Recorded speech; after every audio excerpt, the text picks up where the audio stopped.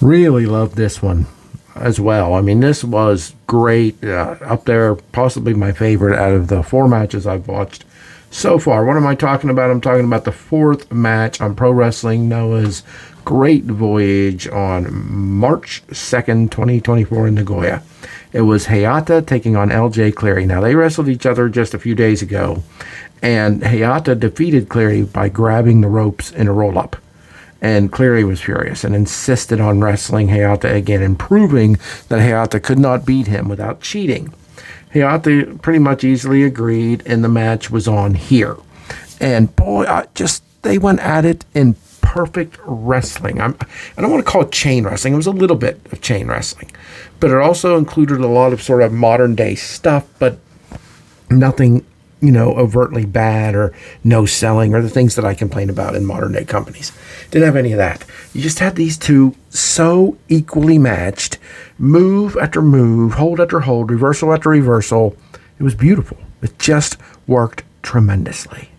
Now, the only problem in this match, and the commentators pointed it out numerous times, and I'm a fan of Cleary. Like I said, I recently found out that my heritage is Irish after not knowing for my whole life where the Lavelle family came from and what side, that side of my family. My mother's side we knew, my dad's we didn't.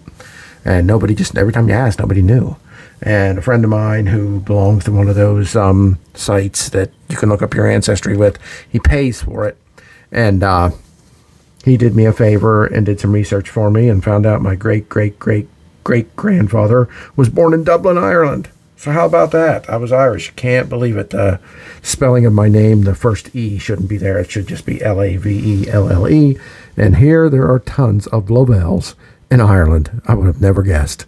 More towards Mayo. But I have gone on about that long enough. But I like LJ Cleary, not just because he's Irish, but I've learned while watching him here that he's great.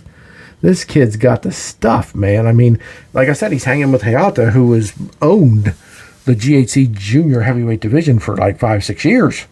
And this was a beautiful match. And I said the only problem with Cleary was the commentators talked about it. He was boasting a lot. He was, the cock of the walk. He was fixing his hair. He was doing little dance moves almost, little steps and little poses and shouting out GLG constantly or pretty frequently.